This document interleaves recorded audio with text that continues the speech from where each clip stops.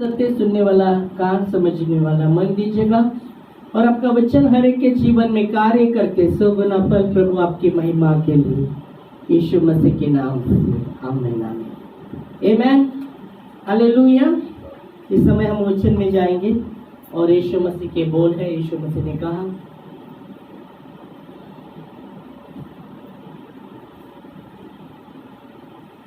मत्ते 5:5 में यीशु मसीह कहते, धन्य है वे जो मन के नम्र है, वो पृथ्वी के अधिकारी होंगे। यीशु मसीह ने कहा, धन्य है वे जो मन के नम्र है, वो पृथ्वी के अधिकारी होंगे। हम पढ़ेंगे वचन मराठी हिंदी। यीशु मसीह कहते यहाँ मत्ते 5:5 में, धन्य है वे जो मन के नम्र है, वो पृथ्वी के अधिकारी होंगे। धन्य है वे जो मन के नम्र है। धन्य है वे लोग जो मन के नम्र है, मतलब अपने आप को वो मन में ही नम्र है, जो अपने आप को नम्र बनाते हैं। अपने मन में जो अपने आप को नम्र बनाते हैं वो धन्य है। यीशु मसीह कहते हैं, जो अपने आप को मन में नम्र बनाते हैं वो धन्य है, वो पृथ्वी के अधिकारी होंगे। Amen hallelujah. अपने मन में अपने आप को, धन्य है जो मन के नम्र है, वो पृथ्वी के अधिकारी होंगे। इसका मतलब वो कह रहा है कि जो मन में अपने आप को नम्र बनाते हैं। बाइबल कहती मन तो सब बातों में धोखादायक है, उसे असाध्य रोग लगा है। मन तो सब बातों में धोखादायक है, उसे असाध्य रोग लगा है। यिर्मयाह की किताब में आप पढ़ेंगे ये वचन, तो वचन कहता है कि मन तो यिर्मयाह 17:9 में हम देखते हैं मन के विषय में यिर्मयाह क्या कहता है, मन तो सब वस्तुओं से अधिक धोखादायक है, उसमें असाध्य रोग लगा है। मन तो सब बातों में धोखादायक है, उसे असाध्य रोग लगा है। यिर्मयाह यह कह रहा है, पर यीशु मसीह कहता है, धन्य है वे जो लोग जो मन के नम्र है, वो पृथ्वी के अधिकारी होंगे। मतलब अपने मन में वो अपने आप को नम्र बनाते हैं। जो अपने मन में अपने आप को वो नम्र बनाते हैं वो धन्य है। यह वचन कहता है, मन तो सब बातों में धोखादायक, उसे असाध्य रोग लगा है। पर यह वचन जब यीशु मसीह कुछ बातें कर रहा है, वो कहता है जो अपने आप को मन में नम्र करते हैं, है ना, वो नम्रता दिखावट के लिए नहीं है, नहीं क्या कुछ दिखाने के लिए, नहीं, वो मन में ही नम्र होते हैं, ऊपर नहीं। मैं नम्र, वो मन में ही नम्र है, मन में ही वो नम्र है। मन ही उनका दया से भरा हुआ रहता है, दया है उसमें, नम्रता है उसमें।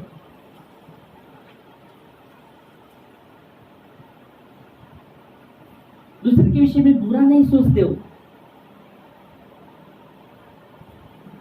बाइबल पे कहती है,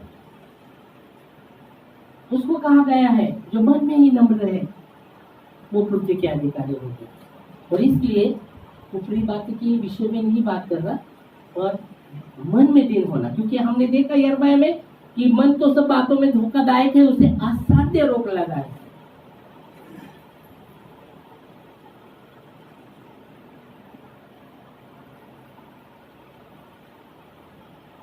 बाइबल कहती है मन चेहरे को प्रकट करता है। जैसे उदाहरण के लिए आप जैसे पानी में अपनी परछाई देखते हैं, है ना, अपनी परछाई पानी में देखते हैं, वैसा ही वचन कहता है मन अपने आप को प्रकट करता है, वो व्यक्ति को प्रकट करता है। और यहाँ इसलिए यीशु मसीह कहता है कि धन्य है वे जो मन में उदीन है, वो पृथ्वी के अधिकारी होंगे। आमीन। तो नम्र बने, मन में नम्र बने। और एक वचन देखिए, भजन संहिता 37:11 में, यहाँ भी नम्रता के विषय में प्रभु का वचन भजन लिखने वाला कहता है। यहाँ यीशु मसीह ने कहा, अभी यहाँ भजन लिखने वाला कहता है, भजन संहिता 37 के 11 वचन में 37। परंतु नम्र लोग परंतु नम्र लोग पृथ्वी के अधिकारी होंगे।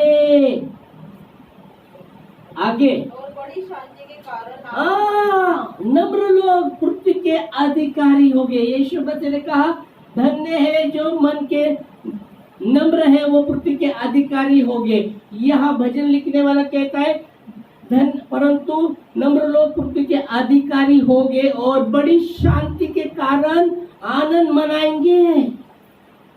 अभी यहाँ आप देखेंगे नम्रता की पहचान उसके अंदर शांति होती है, बड़ी शांति। नम्रता की पहचान यहाँ हम देखते, यहाँ भजन लिखने वाला वो आगे बढ़ाता है नम्रता की पहचान के विषय में। वो कहता है वो पृथ्वी के अधिकारी होंगे और बड़ी शांति के कारण आनंद मनाएंगे। बड़ी शांति के कारण वो आनंद मनाएंगे। बड़ी शांति।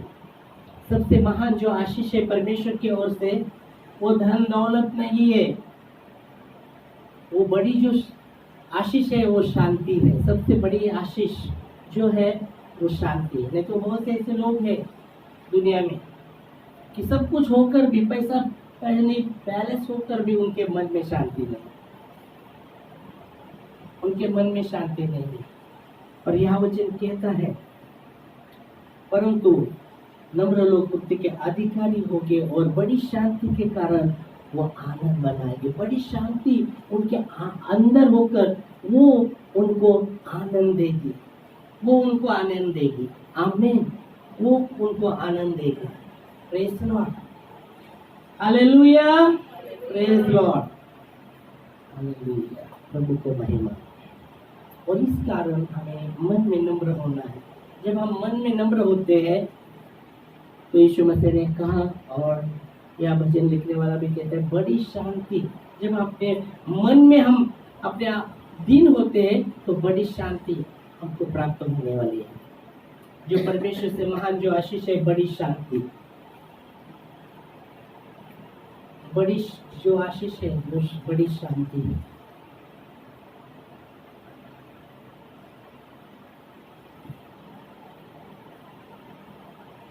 तो यह वचन कहता है बड़ी शांति के कारण वो आनंद मनाएंगे। Praise Lord. यह और किसी बात के विषय में नहीं बात कर रहा कि तुम्हारा काम होने के बाद तुम आनंद मनाएंगे।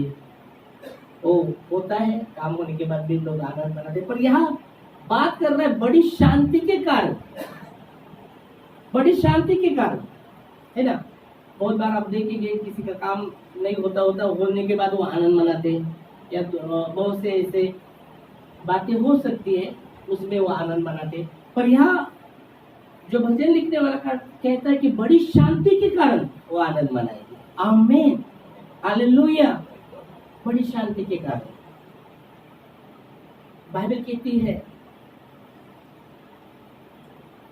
संत पौलुस कहता है किसी बात की चिंता मत करो और तुम्हारे प्रार्थना निवेदन धन्यवाद के साथ प्रभु के सामने सादर करें, तब वो परमेश्वर की शांति तुम्हारे मन में स्थापित रहेगी और तुम्हारे विचारों को प्रभु में सुरक्षित रखेगी।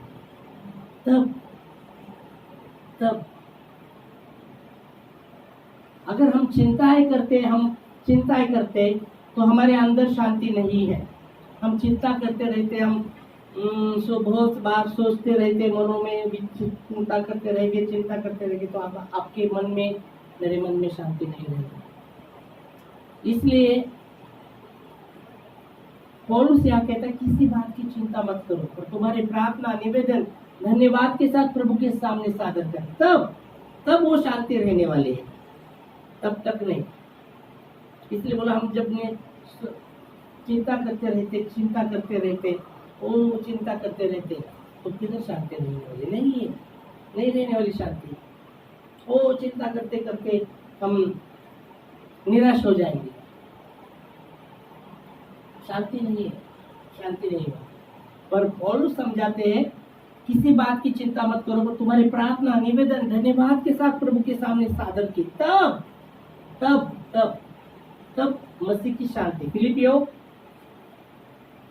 4 अध्याय 6 और 7 वचन में वहां पौलुस समझाते हैं कि किसी बात की चिंता मत करो। उसके बाद बात की चिंता मत करो। किसी भी बात की चिंता मत करो, किसी भी बात की। ओ क्या ऐसा कैसा हो सकता है? हर दिन तो चिंता आती रहती है। आपके जीवन में चिंता रहेगी, मेरे जीवन में भी चिंता आती है। और यहाँ वचन कहता है किसी बात की चिंता मत करो।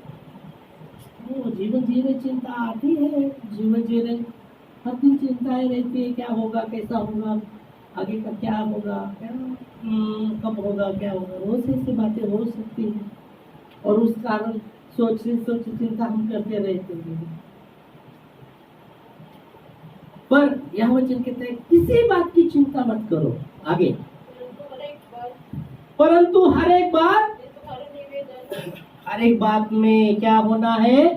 तुम्हारे निवेदन। हर एक बात में चिंता सोचते नहीं रहना, हर एक बात में तुम्हारे निवेदन।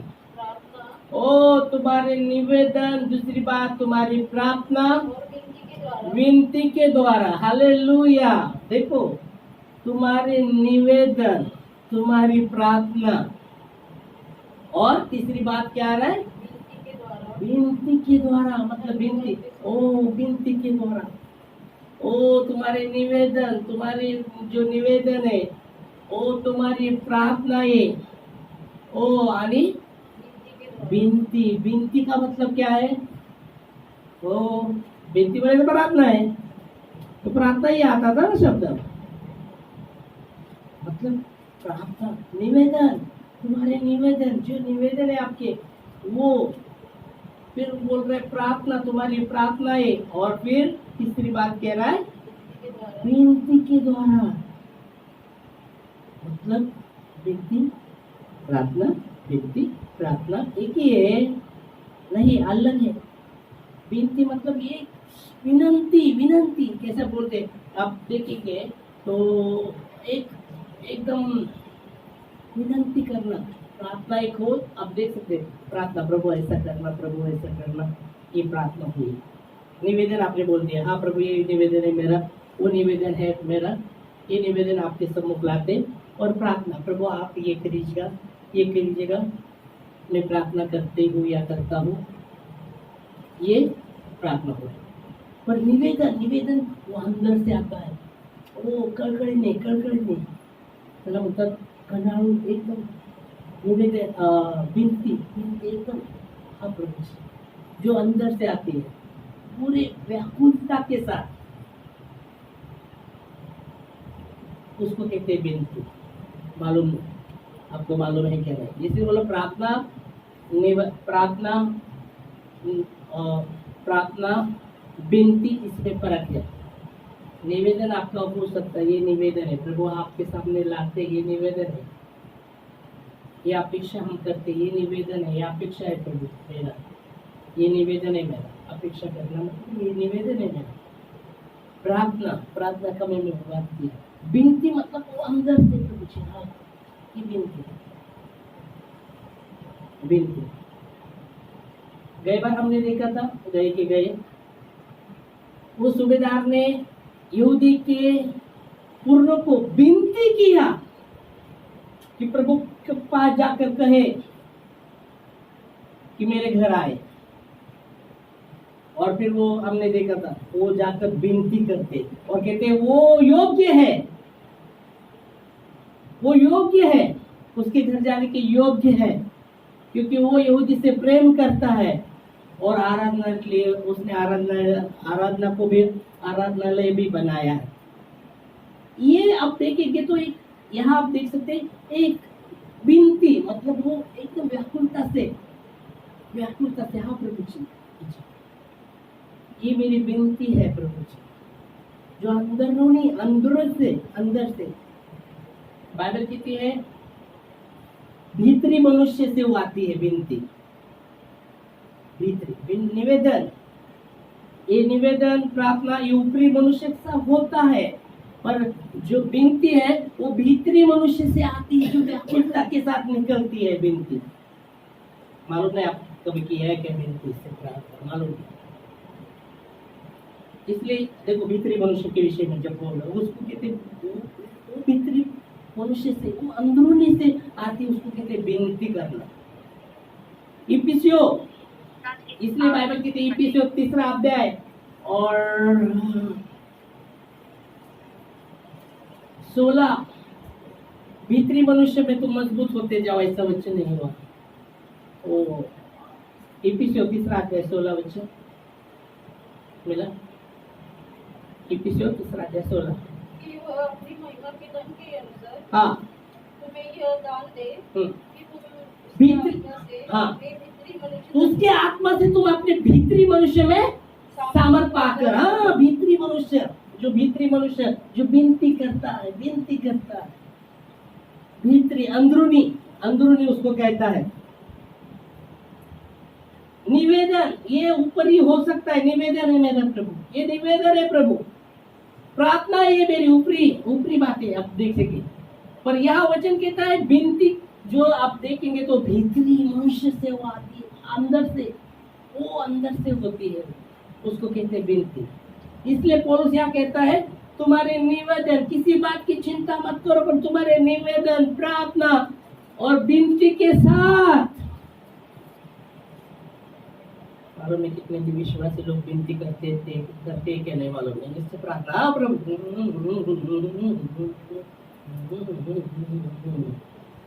हेलो, हो गया प्रार्थना, हाँ क्या प्रार्थना, हाँ क्या प्रार्थना हो गया।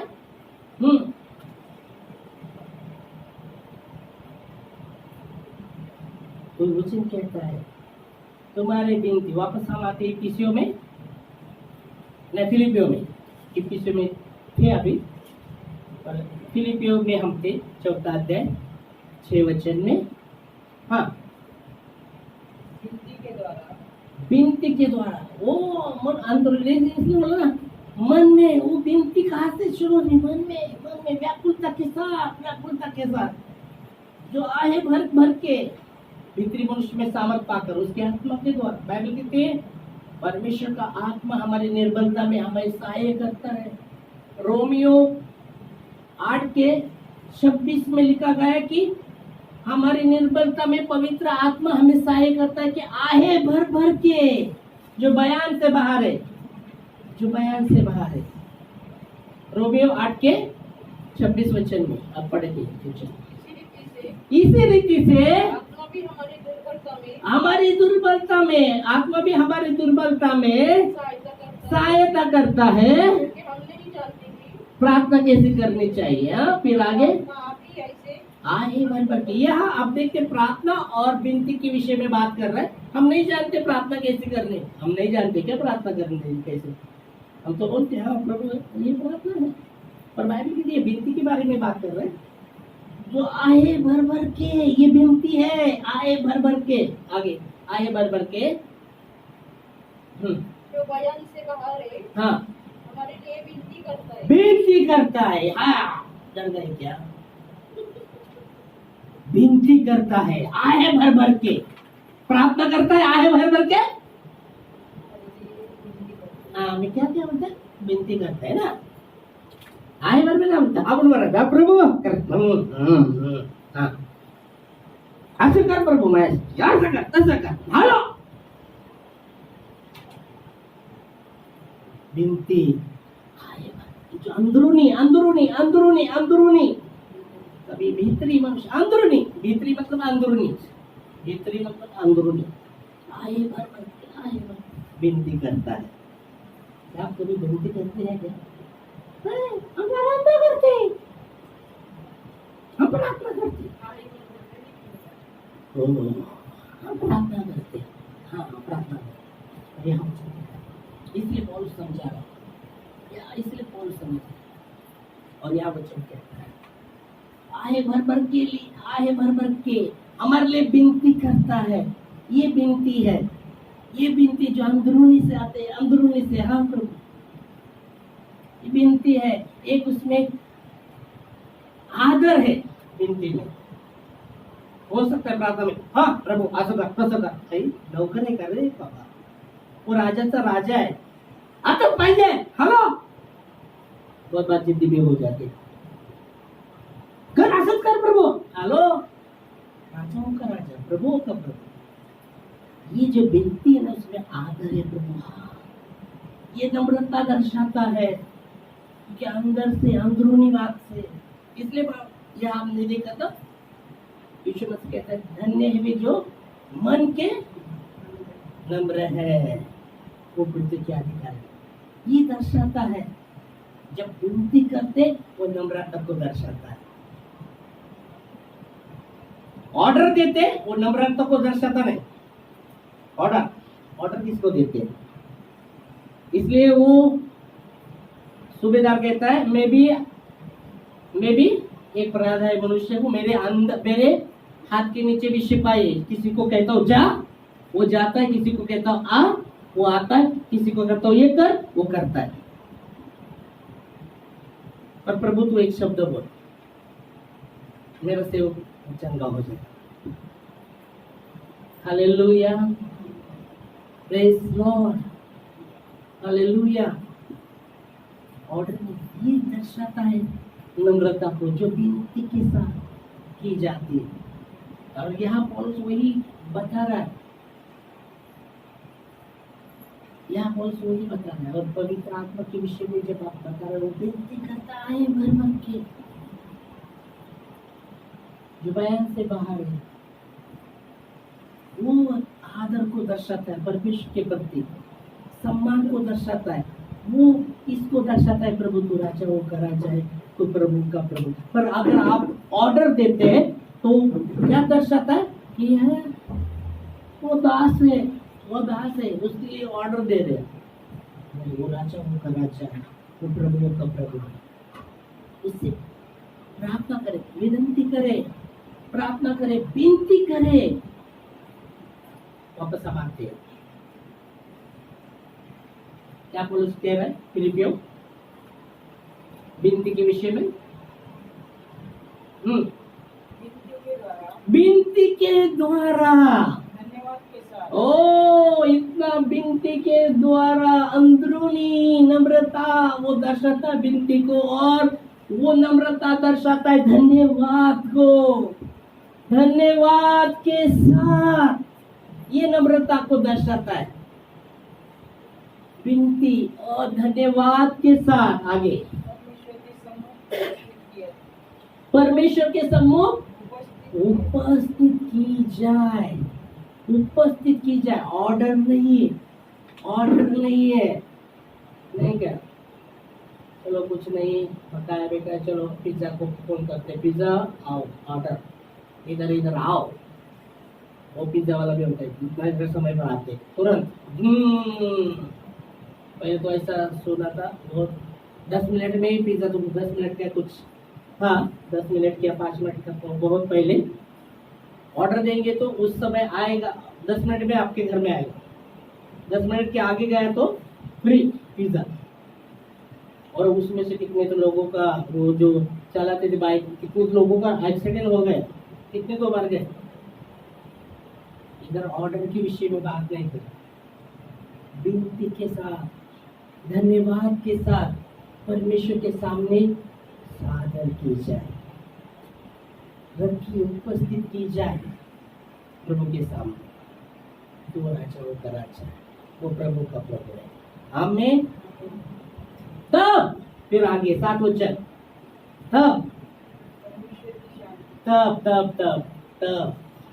तब आपके हृदय में प्रभु की शांति रहेगी। अगर आप वैसे नहीं करते, आप चिंता करते, फिर आप प्रार्थना करते, विनंती तो नहीं पर निवेदन और प्रार्थना करते, चिंता करते, ऐसी शांति आपके अंदर रहेगी? नहीं रहने वाली। और तुम, आप और मैं किसी बात की चिंता न करते हुए, बाइबल कहती है निवेदन, प्रार्थना, विनती के साथ, धन्यवाद के साथ परमेश्वर के सम्मुख सादर की जाती है। तब मसीह की शांति तुम्हारे हृदय में रहेगी, प्रभु की शांति तब हमारे हृदय में रहेगी, और हमारे विचारों को प्रभु में सुरक्षित रखेगी। तब मैं तो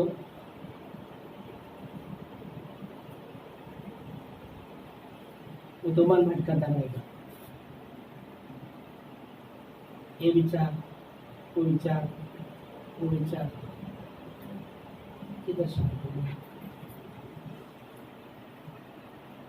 और यहाँ वचन कहता है, ये नम्रता को दर्शाता है, विनती को जो आप देखते हैं तब मसीह की शांति। और यहाँ वचन यही कह रहा है, भजन संहिता 27 के 11 में हमने 37 के 11 में हमने देखा, परंतु नम्र लोग पुत्र के अधिकारी होंगे और बड़ी शांति के साथ वो आनंद मनाएंगे। आमीन। बड़ी शांति के साथ वो आनंद मनाएंगे। हालेलुया। फिर उनका इसलिए बोला, कुछ लोग आनंद कब मनाते? जब उनका काम होता है तब आनंद मनाते हैं, खुशी मनाते हैं। ओ नहीं तो काम नहीं हुआ तो पर यहाँ वचन कहता है बड़े शांति के कारण वो आनंद मनाए। आमीन। हालेलुया। एक वचन लेंगे, फिर अगली बार हम इसमें उतरेंगे, अगली बार भी इसमें रहेंगे, पूरा करने को लेकर बहुत समय निकल जाएगा। भजन संहिता, भजन संहिता 10 के 17 में, परंतु परमेश्वर नम्र लोगों की प्रार्थना सुनता है। आमीन। भजन संहिता 10 के 17 में,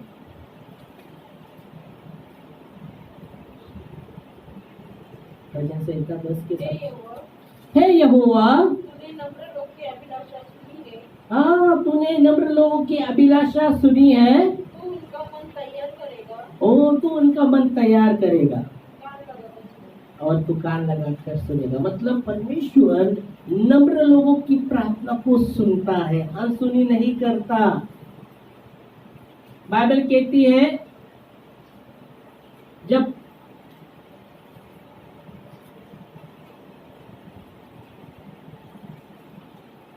यीशु मसीह जब उस स्त्री को जो उसको स्पर्श करती चंगी होती है, उसके पहले वो कहाँ निकल रहा था? यायर के घर में जा रहा था, क्योंकि उसकी बेटी बीमार थी।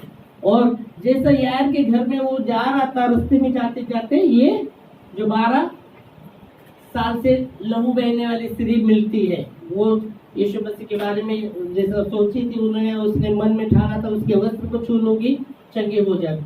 जैसे वो छू लेती और चंगी होती है, और फिर बाद में यीशु मसीह कहता है किसने मुझे छुआ? तो सब शिष्य बोलते प्रभु कितने लोग हैं आप पर गिरे जाते हैं और आप बोल रहे किसने छुआ? तो ये वो फिर बाद में जैसे वो छूती है वो चंगी हो जाती, और वो कांपती कांपती परमेश्वर के पास, प्रभु के पास आती, और उसके जीवन में कैसी भलाई हुई वो बताती है। तो यीशु मसीह कहता है पुत्री तेरे विश्वास ने तुझे चंगा किया है, खुशहाल से जा, शांति से जा।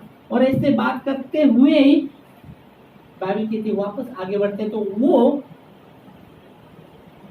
यायर के कुछ वो लोग उसके पास आते हैं और बोलते गुरुजी को तकलीफ मत दे क्योंकि तेरी बेटी मर गई, तेरी बेटी मर गई। तो यीशु मसीह ने वो बात को अनसुना कर दिया। यीशु मसीह ने वो बात को अनसुना कर दिया और उसको कहा विश्वास कर, डर मत, विश्वास कर। वो बात को अनसुना किया। यहाँ वचन कहता है वो नम्र लोगों की प्रार्थना को सुनता है, अनसुना नहीं करता। वो नम्र लोगों की प्रार्थना को सुनता है। और बाइबल कहती है जब यायर को कहा तू विश्वास कर, डर मत, विश्वास कर। और फिर आप देखते जब यीशु मसीह उसके घर के पास जाता है तो अंदर रोना चालू होता है, सब रो रहे लोग, सब रो रहे क्योंकि यायर की बेटी मर गई थी। और बाइबल कहती भीतरी में यीशु मसीह कुछ शिष्य को ही लेके जाता है, सबको नहीं लेके जाता, कुछ लोगों को ही लेके जाता है, कुछ शिष्य को लेके जाता है, उसके साथ और 2 शिष्य को लेके जाता है। और बाकी जो रो रहे थे सब उनको बाहर निकालता है, जो रो रहे थे शोक कर रहे थे उनको सब बाहर निकालता है। मतलब प्रभु को रोना ज्यादा शोक करना पसंद नहीं है। जो रो रहे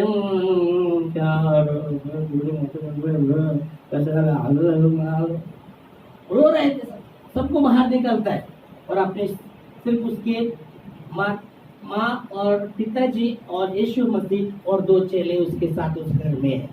बाकी जो रो रहे थे, सब शोक कर रहे थे, उनको बाहर निकाल देता उस घर से। और फिर यीशु मसीह कहता है, वो जो मरी थी वो लड़की, उसको कहता है, बेटी उठ, पुत्री उठ, और वो मरी हुई जिंदा होती है। आमीन, हालेलुया। अगर वो शोकी करते रहे वहां, यीशु मसीह अगर अंदर जाता था और बहुत ही लोग शोकी कर रहे, रो रहे, उसमें तो कार्य नहीं होता था। वो घर में बहुत से लोग रो रहे तो कार्य नहीं हो सकता था। इसलिए यीशु मसीह ने सबको बाहर निकाला। शोक कर रहे, बहुत रो रहे, शोक कर रहे। हो सकता है आज भी कुछ परिवार में ऐसे ही होता है, रोते रहेंगे, वहां आपको चुप कराना है, चुप करना है, विश्वास करना है, चुप करना है, विश्वास करना है। वहां तो बाहर नहीं निकाल सकते क्योंकि घर के व्यक्ति ना, हमको नहीं तो तुमको बोलेगा बाहर निकल, तो वहां चुप कराना है, विश्वास करना है, चुप करना है, प्रभु कार्य करना। आमीन, हालेलुया। तो यहाँ वचन कहता है, नम्र लोगों की प्रार्थना को प्रभु अनसुनी नहीं करता, वो सुनता है। आमीन, हालेलुया, प्रेज लॉर्ड।